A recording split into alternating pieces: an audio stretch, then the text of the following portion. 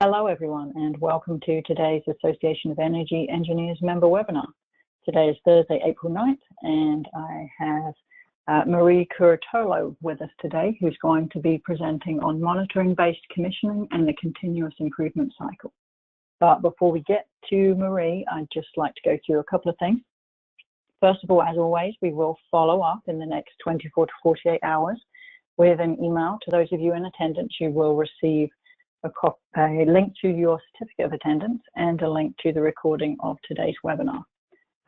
If you have questions during the course of today's presentation, please go ahead and type those in the question section of your control panel. We will be addressing questions throughout the course of the webinar. We will pause every now and then and take questions to that point, but we should also have some time for Q&A at the end. If you would like a copy of the handout today, that is a copy of the slides of today's presentation. On your control panel, you should see a handouts section. In that section, if you click on the little down arrow to the side of the word handouts, you will notice that there's one file in there, and you can download that anytime during today's presentation. So once again, thank you everybody for tuning in today. I shall go ahead and introduce today's speaker.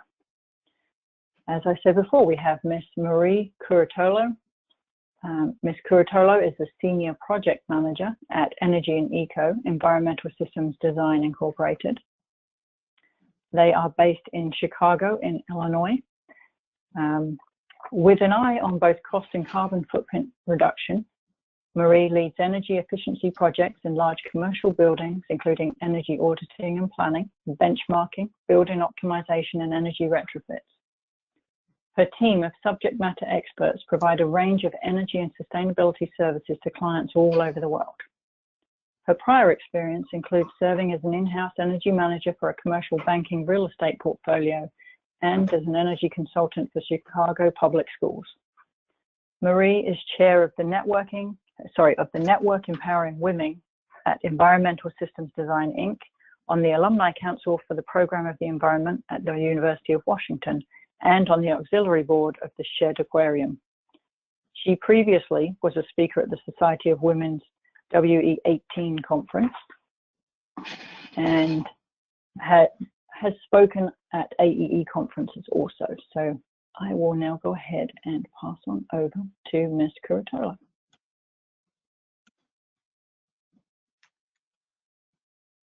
All right.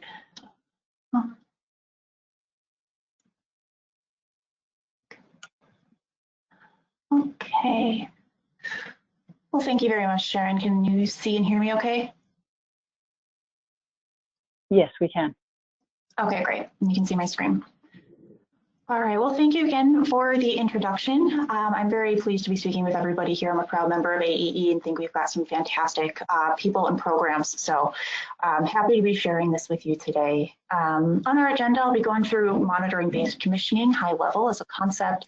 We'll move into ISO 50001 as a standard, and we'll specifically go through the role of monitoring-based commissioning and the support that it gives to each step, or each phase rather, in an energy management system. So what I'd like you to get out of today is to understand the alignment and the ways that monitoring-based commissioning, or MBCX as you'll hear me refer to it, ties in well with cycles of continuous improvement, which is a core facet of the ISO 50001 standard. And specifically, I want you to know how that alignment works in terms of each phase of this Plan, Do, Check, Act cycle that underscores ISO's philosophy. All right, so now I'm going to launch a quick poll. Let's see. All right, so I'm launching a quick poll to see how familiar are you with monitoring-based commissioning and retro commissioning. If you've got some experience, a little bit, very familiar. We'll give it a few more seconds.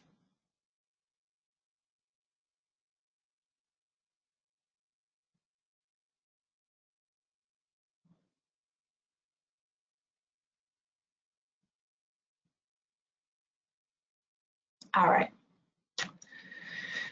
Okay, we've got about 75% voted. So it looks like the majority of you are somewhat familiar with about an even split between very familiar and not familiar. So I'll keep this relatively high level going through what monitoring-based commissioning does and what it is. So some of you may be more familiar with retro commissioning, where we typically use internal staff or an external energy auditor to come in, like we look at the BAS and identify energy conservation measures, ECM. Yes? Sorry to interrupt you. The poll is still open, so we cannot see your screen. Oh, okay. I'm sorry. I will close that right now then.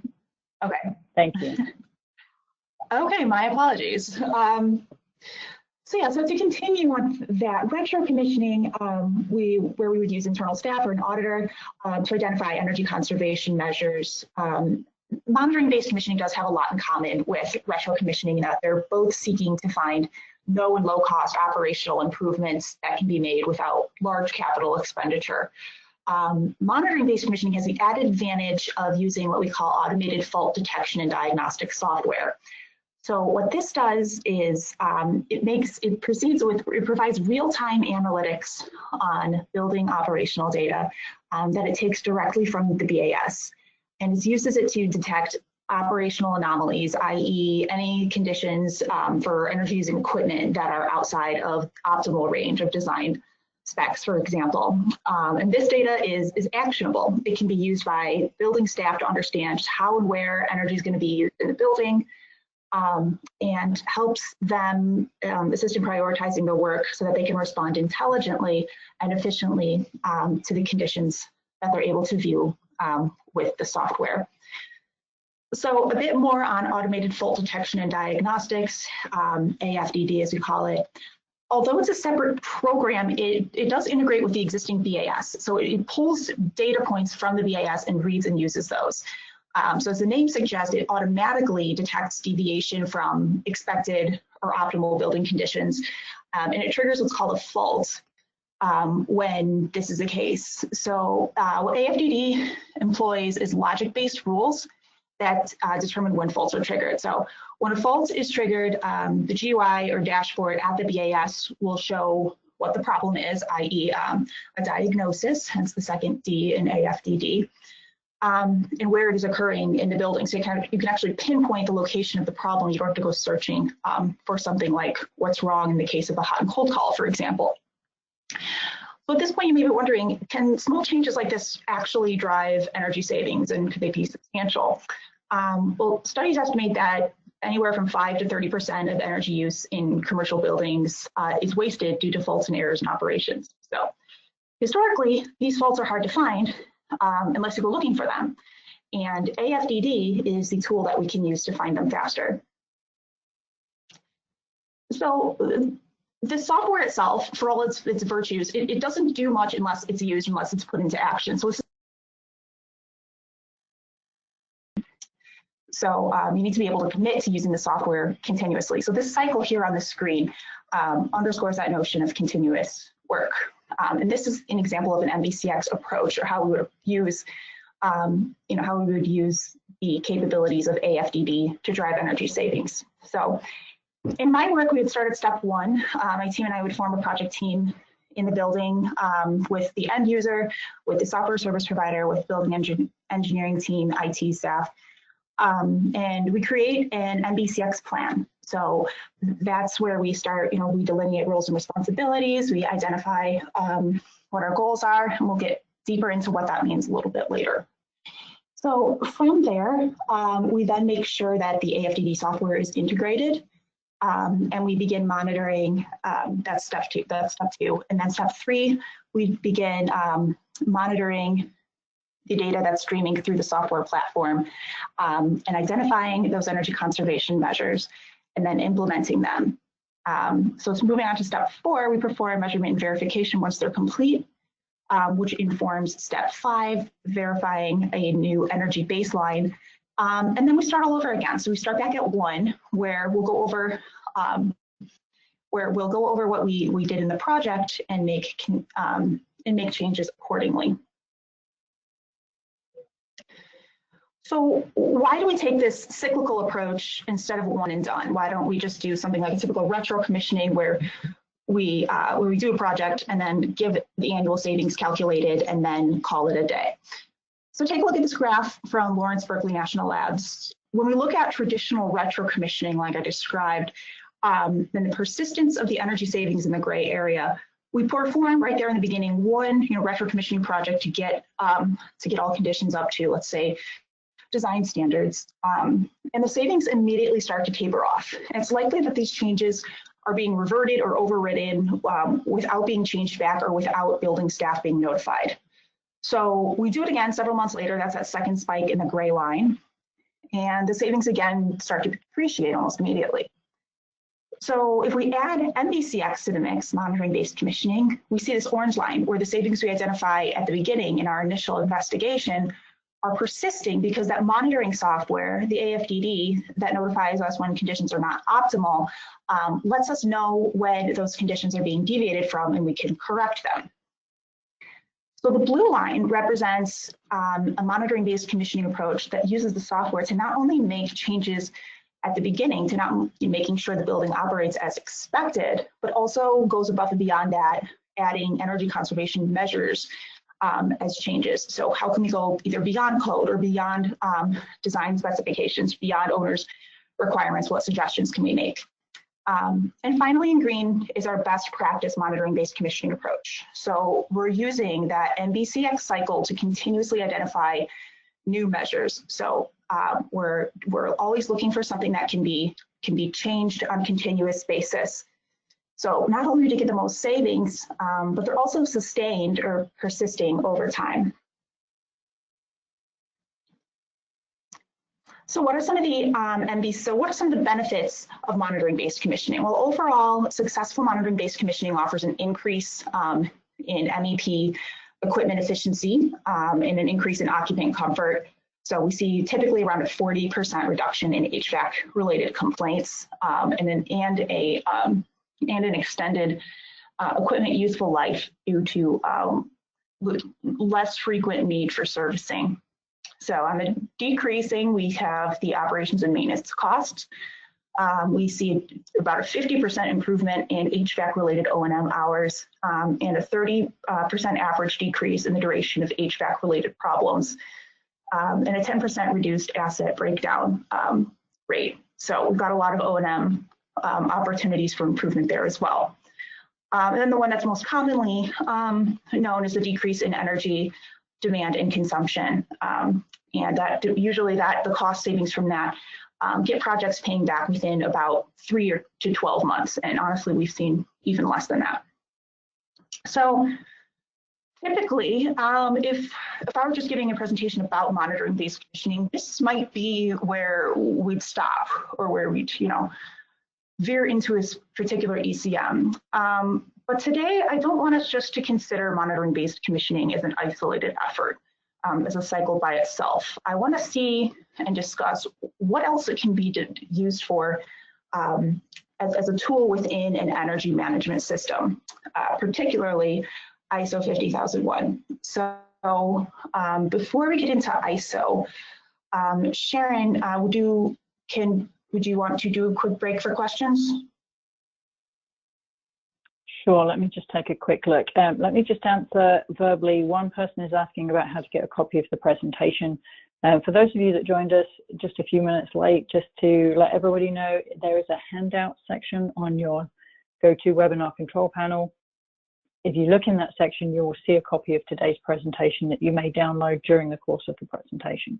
If you're not able to get that for any reason, or you want a copy afterwards, then the details for how to get that will be in the email, the follow-up email that you'll receive in the next 24 to 48 hours. Let's see. I've got a few questions in here. What is the difference or the similarities between the MBCX and the strategic energy management? Sorry, I couldn't get the words out. I think I'm not as familiar with you know what the specific details are between strategic energy management in terms of like the federal program. What if we're speaking about it in general about how to manage energy in a strategic way? Stay tuned for more details because we are going to be using that within the next part of the presentation. But primarily, I would say if you're doing a comprehensive energy evaluation, the difference here is that monitoring-based commissioning is really focused on operational improvements. What you're seeing is data from the BAS. So you may get some insight into actual functioning of efficiency. And like I said, or actual functioning of the equipment. So you may see, if a piece of equipment is malfunctioning persistently, there's a problem, but it really does not give the same amount of analytics or insight into capital measures. So it's not going to necessarily, really spit out recommendations the same way it will. The programming logic is really about operational efficiencies. It's not going to tell you there, at least from what I've seen, there hasn't been, a lot of scripts for major upgrades of that nature. So I hope that covered it. Okay, one more question and then we'll keep moving on and address some more later. How frequently do you establish a new baseline or complete the cycle? I'm guessing annually is what was stated. Yeah, typically annually. If there's a little bit of lead time, sometimes if you're installing the AFDD software at the beginning of a project, that can take maybe 1 to 4 months even. But annually, it really is at the discretion of however you set up your energy management plan. So annually is the most frequent, but we've also done 18-month projects as well. So whatever works well for whatever system you decide. Okay, thank you. We'll address some more questions later. Continue, please. Okay, thank you, Sharon. All right, so let's examine how monitoring-based commissioning can support this concept of an energy management system. So a lot of people that hear ISO 50001 or hear ISO may recognize it as a buzzword. Some people have maybe had facilities certified under this standard. I know a lot more people, at least what I commonly run into, is it's just used as a kind of set of guidelines when writing an energy management plan for a building. So in brief, it is written by this organization called the International Organization for Standards, or ISO, which is an independent non-governmental organization. It's global, it has a lot of member countries, and over 21,000 international standards. So it's a very commonly referenced set of standards. So yeah, in brief, what it does, just to kind of explain what's particular about the standard of 50001 is that it sets forth requirements for an energy management system, or what they call an ENMS. So that's not to be confused with the term EMS, which is often used to describe the energy management features and capabilities of a building automation system. So this really, in this context, we're referring to a system as in an overall building or organization level plan of action and set of efforts for managing energy strategically. So as they define it, it is an interrelated, interacting elements to establish an energy policy and energy objectives and processes or procedures to achieve those objectives. So one thing that it does not do, however, is prescribe actual performance criteria. So if you're employing this type of standard, you have to come up with your own goals and targets. And the purpose of this organization, of this standard rather, is, as I'll summarize, continual improvement of energy efficiency. So it's based on this simple cycle called Plan, Do, Check, Act. Now, if this looks familiar, it's a common framework in management, including in ISO 9001, which is a process management standards more general than specific for energy. And in some ways, it's as simple as it sounds, but once you get into the weeds of what it actually means in relation to energy, you'll find that the concepts may be a little bit harder to pin down. So you start with planning there at the top. In an energy management system, this means devising an energy policy. You want to get top-down commitment and organizational support from leadership, benchmarking your energy performance, baselining your energy performance, and then you move on to coming up with steps that you can take to enhance your energy performance. This is the do step, also called support and operation. Then you actually measure the performance improvement during performance evaluation. That's the third step, check. And then the cycle continues when those results, or when you evaluate the actual outcomes of those changes and adjustments and results in the improvement or act step, and then continue on when the next cycle of planning begins. So we're back at the top of that chart, and we build on the past successes, learn from the past challenges, and we're updating the baseline of where we've been. So, all right, so let's walk through how each phase in this plan, do, check, act cycle corresponds to something similar in a monitoring-based commissioning effort that can be used to support this, this management standard. So beginning with plan. And these are the steps in the monitoring-based commissioning approach that correspond with that plan step. So within ISO 50001, the plan step calls for following requirements in the standards document, so what's displayed here. So you'll need to understand the risks and opportunities. You have to set goals and targets. Again, the exact numbers for those are not specified. That is up to the individual organization. And usually how you do that is by understanding the energy use, which you're also required to do in the plan, by setting performance indicators, KPIs, determining your baseline, planning how are you going to collect data, how are you going to get to know that you're to know what you're actually doing, and to plan what your resources are ahead of time, or what you have at your that's available to actually execute this plan. So this underscores the effectiveness and the need for actually making a plan and actually cohesively organizing your energy management projects and efforts versus doing kind of one-offs or taking advantage of something that's available right now, and then not really being able to track or coordinate how each one of your efforts is maybe influencing each of the other, if some are not strategic to do together, etc. So the plan really helps put these ideas in motion in a sequence that makes sense.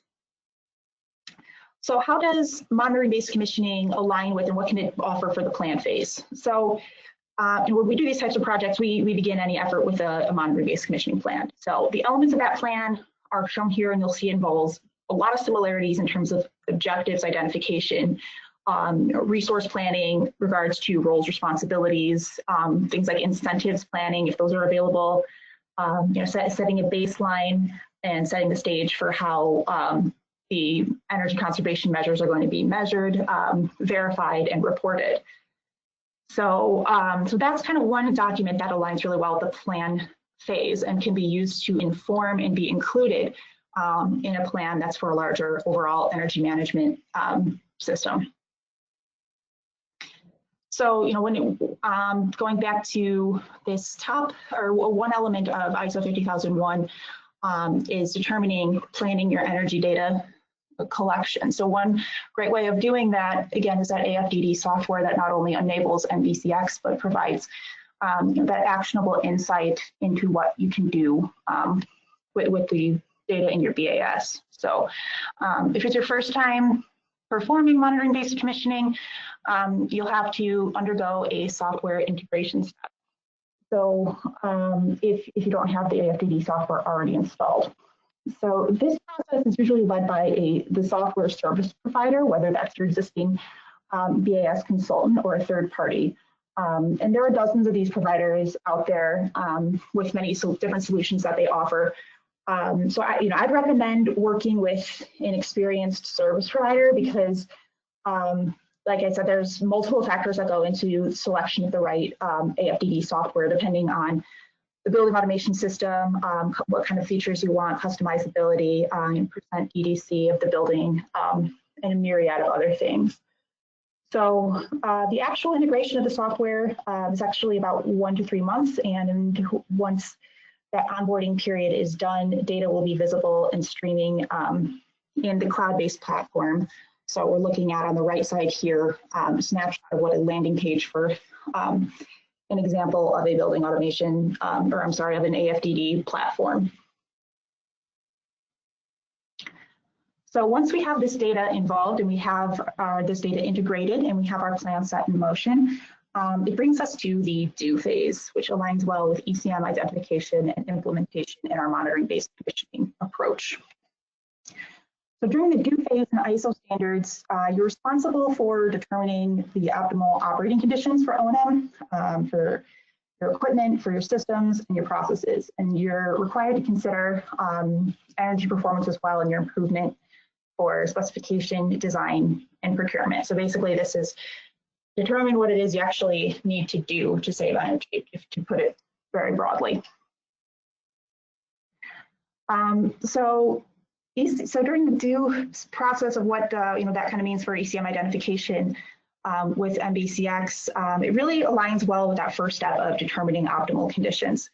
So this is a snapshot of a platform where we're looking at graphed trend lines for several points from a chiller. And service providers or qualified staff, whoever it is who's tasked with using this data, will monitor data like this and cross-reference it with known operating requirements like operating hours, hot and cold calls, potential hotspots in the building that have been experiencing persistent issues, tenant requirements, et cetera. And they'll look for possibilities to improve performance both on the operations side as well as with energy savings. So how we do that is we take this data, and where the AFDD software comes into place is by we have these. It uses programmed logic to set up these rules that will trigger faults or notifications when the rule is violated. So let's say we're looking at an air handler. Our outside air temperatures would normally allow the HVAC system to be economizing. But the trends here are showing that the OA damper position is closed. So we might identify that as a fault. So that was just a quick example, but there are many other common AFDD rules. And I have a list of them here with a few examples in bold showing some rules for energy conservation measure identification that are some of the bigger ticket items, i.e. simultaneous heating and cooling. When it's both occurring in the same zone, software might create a fault as an alert, and then whoever's responsible for responding to that could look into the issue either.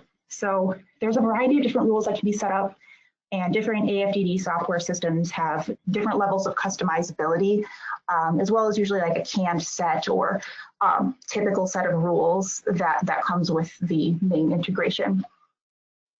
So now we also look for ways to improve performance. Can we change schedules or set points, economizer settings, et cetera? Can we add on top of these AFDD rules already based on what we know and what we've learned about the building so far? So once we've identified these, I'm sorry, too far.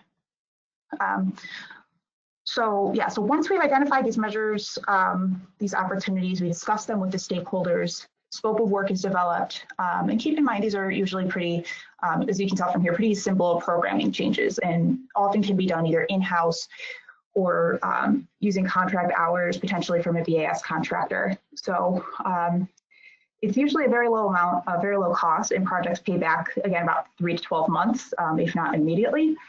So as you're using MBCX to accomplish the do phase, you should be keeping a record of what's being evaluated, what's being selected, and remember that the AFDD software is trending and tracking this data. So this insight is very useful when we consider the ECMs in the context of the overall energy management system effort and continuous improvement. So moving on to the check phase. Once we implement these changes, it's time to evaluate how we did. So according to the ISO standards, it requires monitoring, measuring, and analyzing energy performance, specifically the actual versus predictive results of the ECMs and what improvement was shown, along with M&V methods and other requirements for assuring that results were verified and communicated. So within the best practice monitoring-based commissioning approach, one of the key features of MBCX, as I've highlighted, is this visibility into your data and into your building operations. So this comes into play very clearly during the measurement and verification phase. So as service providers, when we perform M&V, we start with guidelines that we need to follow. So for example, they maybe IPMVP. We also work with a lot of incentives programs, and we may need to follow the utility or state technical reference manual guidelines for what they require. So once we know what we need to see, the AFDD platform allows us to visualize that trend data and confirm that the change has been made, as well as access the data needed for predetermined monitoring and verification calculations. We also can access enough data for bin calculations, actual performance data that we can download, weather normalize, and communicate to building operators, owners, or the client that we're working with. So the point of that really is to see, one, for example, if there was a set point change, did it actually happen? Is that being reflected in the trends? And not only that, but did it happen and persist over the analysis period, which is typically about 2 to 3 weeks, or was it reverted? And one of the key questions there is why or why not? If it was changed, was there a reason for it? So this why or why not question actually bridges us into the act phase, where we take a look back on what was accomplished, what was changed, and how we can ramp up for the next cycle. So within ISO 50001, the requirements will look kind of broad, but they need to be flexible to account for what your original goals were. So remember, you're picking what your targets are based on your building conditions. So what indicators you set up, et cetera, need to be accessible within this requirement. So we're looking for deviations from the plan, what can be done to correct nonconformities, and then what can we improve on, what can we do better next time.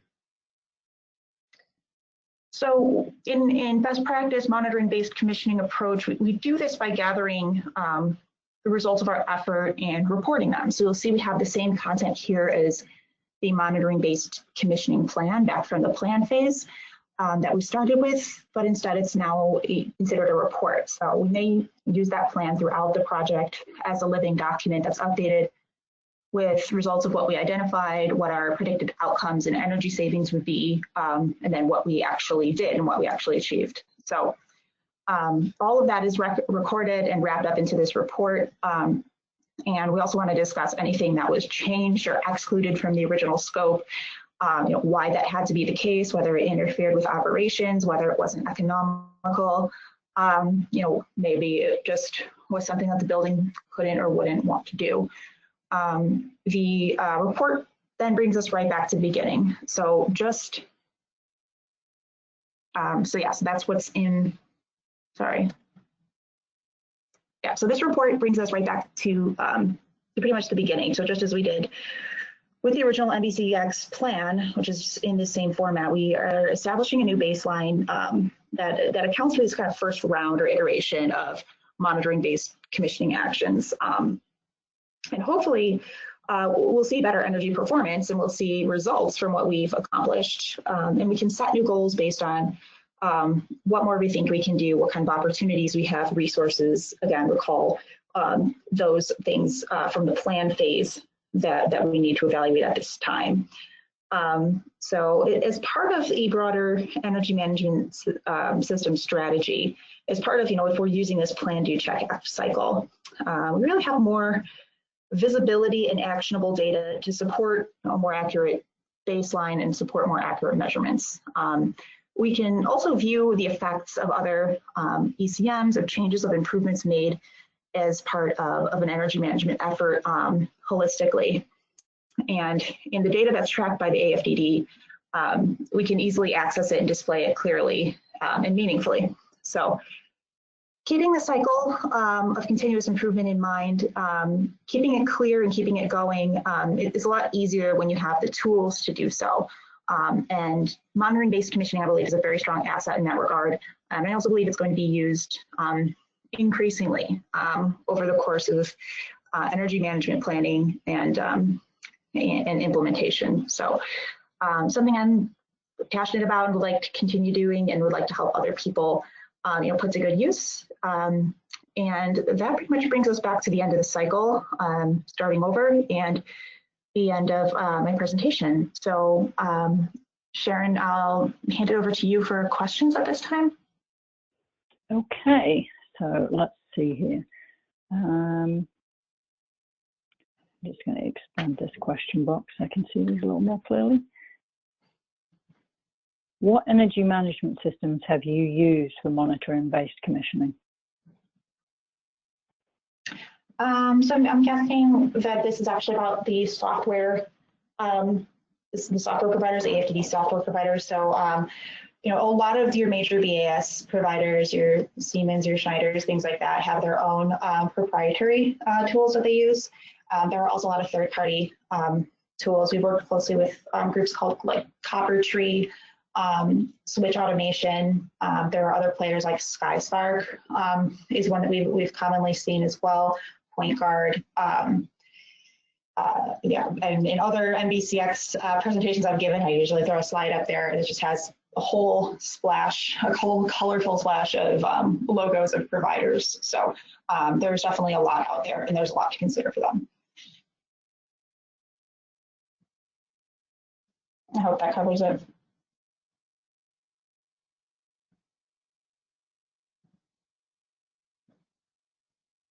Are you ready for the next one? Oh, yes. Okay. Do we have examples or case studies of monitoring-based commissioning, implementation, and are these programs compatible with HVAC equipment? Yes, so I mean, there are a lot of case studies out there. Just high level, I'll mention one that we did. Was actually in a new construction facility. And we were curious to see if we would even find energy savings, because with a new construction, how do you know that shouldn't everything be operating per design specs right off the bat? How can you improve on that? We actually found enough over the course of our engagement with the building to save about 6 to 8% of their energy costs annually. So there are definitely successful case studies out there. And I believe the second half of the question was compatibility with Hvac systems, which it's a case-by-case basis kind of thing, but it is pulling whatever data that you have in your BAS, whatever points you have in a BAS will integrate with whatever the right AFDD software solution there is for you. So if your say your commercial building and your tenant spaces are not on DDC yet, and you're still using pneumatic controls that are not, you don't have any visibility at the BAS, you will not have the visibility at AFDD. So it really is, it sits on top of the BAS and it does not involve any installation of any other sensors. So at least not the tools that we've used. I hope that makes sense. Okay. Does monitoring-based commissioning only pertain to existing buildings? Well, I kind of got ahead of myself with my last example. Yeah, typically it's been something that existing buildings it has the most potential in, because those buildings may have the longest or the largest deviation from their original design. But increasingly there's interest in using it as something that that's integrated right from the beginning of a building at a new construction phase, or right during or after in conjunction with, I should say, a BAS or automation system upgrade, so that you have this monitoring system in place from the get-go, and you don't need to just kind of have it as this project that happens after the fact. So again, we engaged on this pilot project with a new construction healthcare facility. And we're surprised to find that we did find a lot of savings. And the reason for that is not always that things haven't been done correctly the first time, although there is the possibility of using this tool as a commissioning tool for the original design immediately after the construction. A lot of it wasn't that it wasn't done right. There were just changes that occurred over the course of the year that were either not noticed or not communicated that were causing inefficient use of energy. So, the very long answer was what I just gave, and the short answer is predominantly existing, but shifting to new construction as well. Okay, thank you. This kind of goes along with some of what you just talked about. In the initial phase of monitoring-based commissioning, how important is it to physically verify all installations by builders to ensure future logged data is accurate? I'm sorry, can you repeat the second half? So after to verify installation by builders, as in, I'm assuming this means like functional performance testing? It just says in the initial phase of the commissioning, how important is it to physically verify all the installations by builders to ensure that future log data is accurate? I'd say it's very important. It's very I think that's really the purpose of commissioning. If you're doing a physical verification through an automation systems commissioning efforts, that's the kind of responsibility that they're looking for is, what is the accuracy of the point data that's coming through? Again, because if something's incorrect at the VAS, if a sensor is malfunctioning, or if we're not able to receive points from the VAS, it's not going to show up on the AFDD. So software, it's not going to show up on the platform. So at the beginning, it is pretty important, I would say, to physically verify when it comes to controls commissioning. When it comes to, I'd say, more of a functional performance testing of sensors in the field, or current operating parameters of HVAC equipment, I think where the importance of that really is kind of more so on the equipment startup and commissioning side, just to make sure it's operating effectively, and setting up the baseline operation that will be verified, and that could inform the logic and the rules of the AFDD software to determine what is at fault and what isn't.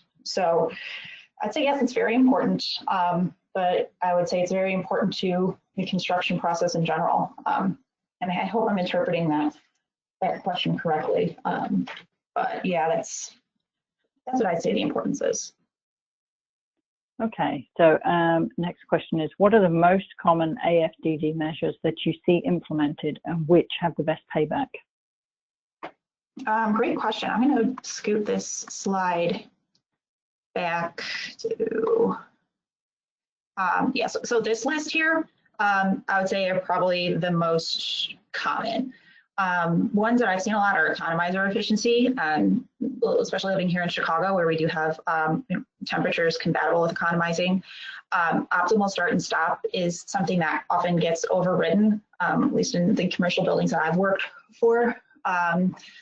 Some of the big ticket items, really kind of the low hanging fruit, just to use those kind of buzzwords. It's all about scheduling. It's all about occupied or unoccupied operation, or unscheduled operation. So a lot of times, specifically if you have insight into individual tenant spaces where there may be different leases requiring different occupied or unoccupied hours, if the equipment is not scheduled appropriate to those hours and just maybe has a blanket application of the operating hours for the building, there may be opportunity to fine tune that a little bit at the terminal units. So yeah, that's kind of I'd say those are kind of the big ones. I see a lot of supplier temperature resets and supply duct static pressure resets. I don't particularly have any insight into why, but just is something that comes to mind there. So yeah, those kind of that covers some of the common ones I've seen. Okay, let's see. how do you avoid nuisance faults or an overload fault of faults in AFDD? That is an excellent question, and it is one that we have faced where we have seen, man, maybe like 1,000+ faults just showing up, and there's a lot of background noise. So in most AFDD that we've used, you've had the ability to mute certain rules or mute sets of rules or mute pieces of equipment, and then just custom pick which faults that you want to enable.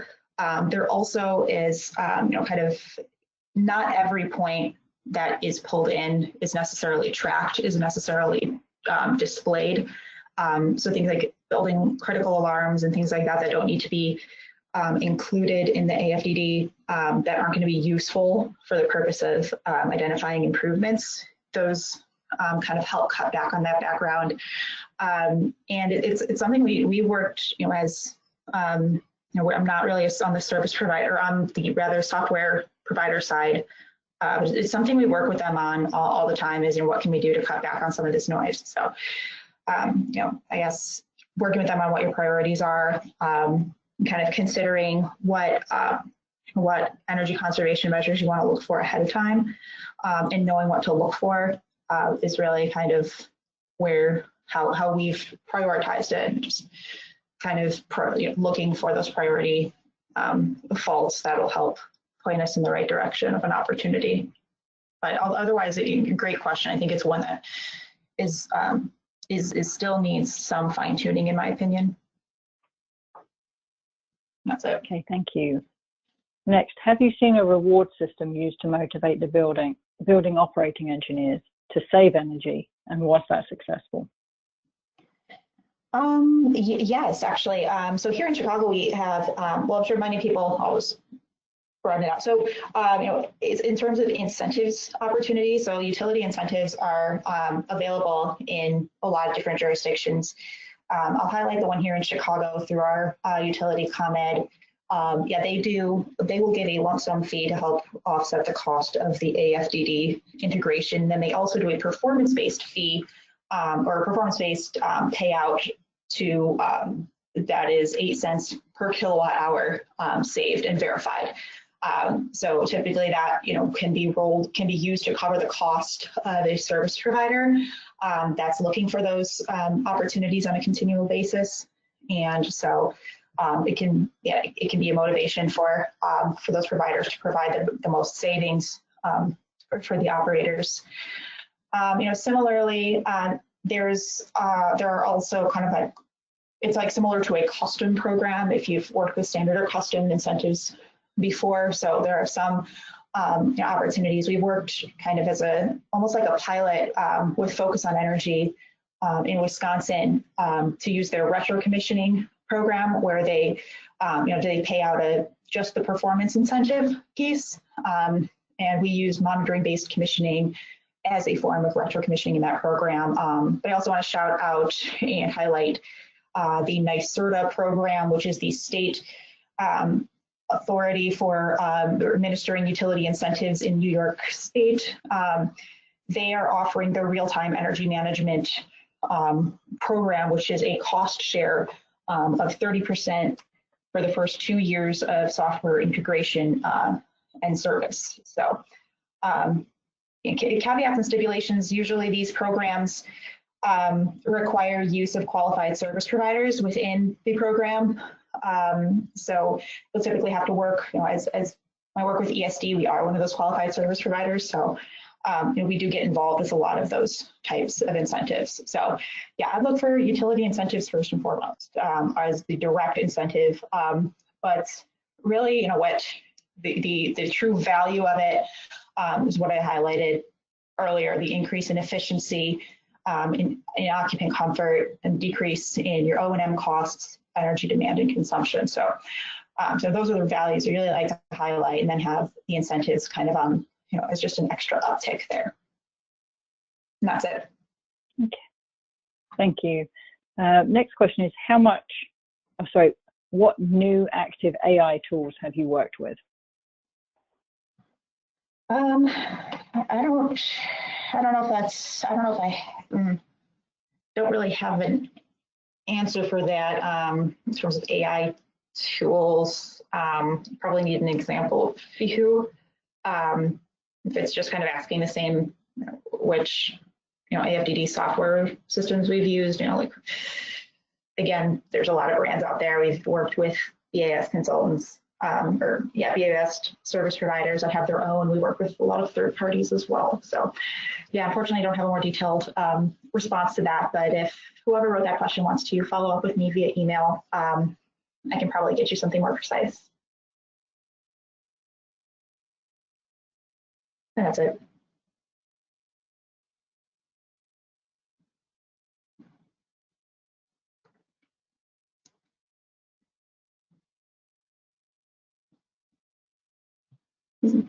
Still there, Sharon? Sorry, yes, I was reading a question in mute. That's not very helpful. So okay. Let's try that one again. Someone posted they have a project where the owner does not want to put VAS or any other data acquisition, but does want the monitoring-based commissioning credit for the lead commissioning option. Is that possible at all, and what are your thoughts?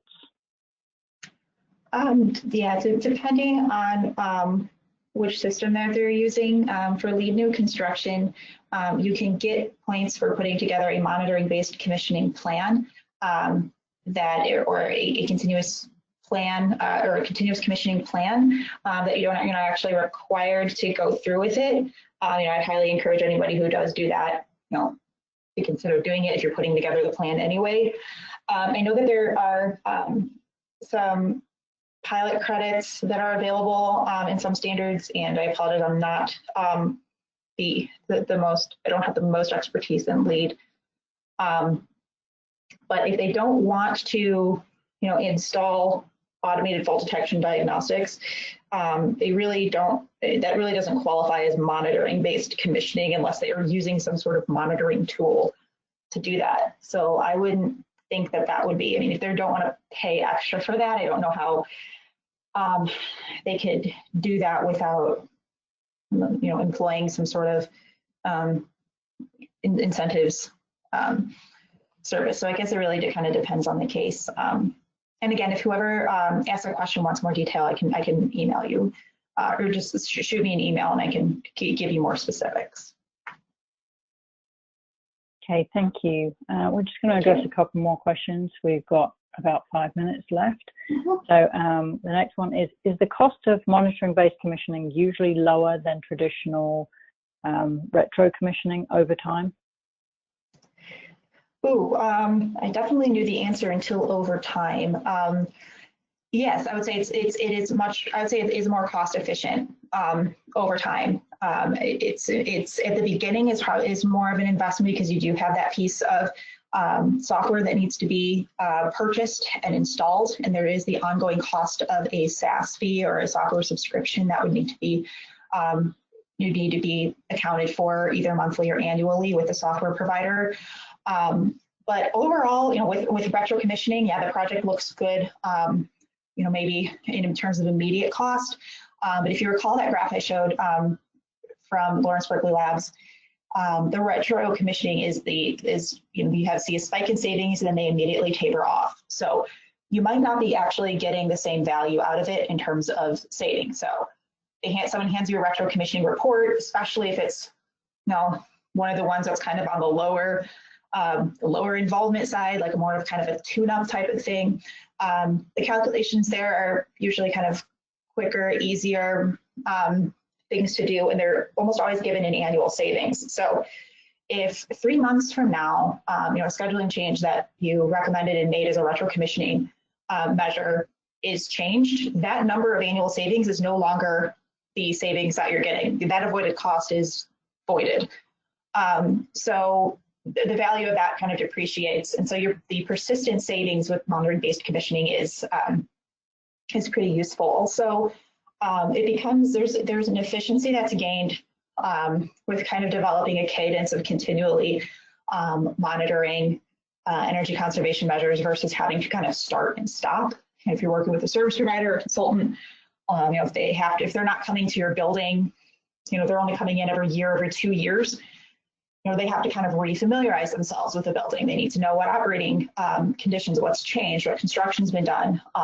So you have that as well. So I would definitely say monitoring-based commissioning is the better investment over time. And retro commissioning is just more cost-effective in the immediate. But that's not to say it's ineffective. It definitely is something that can open up those, that can find those improvement opportunities. So yeah, monitoring-based commissioning is the most effective. It the more effective one of the two. That's my opinion. Okay, thank you. Then final question for today, and this is kind of two questions in together. How much demand are you seeing for from customers for FDD and monitoring-based commissioning, and what types of clients are showing the most interest to install the FDD software to perform monitoring-based commissioning? Great question. So I will caveat this by saying, I work primarily with commercial high-rise spaces, so I don't have a lot of insight, unfortunately, into residential or industrial, multifamily, et cetera, types of building spaces. So the demand, I'd say, in terms of how to quantify it, it really just depends on, the awareness of the building or of whoever's operating the building or the owner of the building. I would say it's increasing as it's sort of become kind of a no-brainer type of thing, especially with incentive opportunities like they have in Chicago, where it's very, very low risk on the part of the building. So yeah, I mean, I've seen demand for it. I mean, it's also kind of my job to, work with those customers who are interested. But there still is a lot of outreach and education that needs to be done, I think, before it's really fully embraced. So it is something that people kind of, if they're not familiar with, may think is unnecessary. They may not like the high initial cost. And it really kind of depends on, whether they, need something like they prefer, retro commissioning.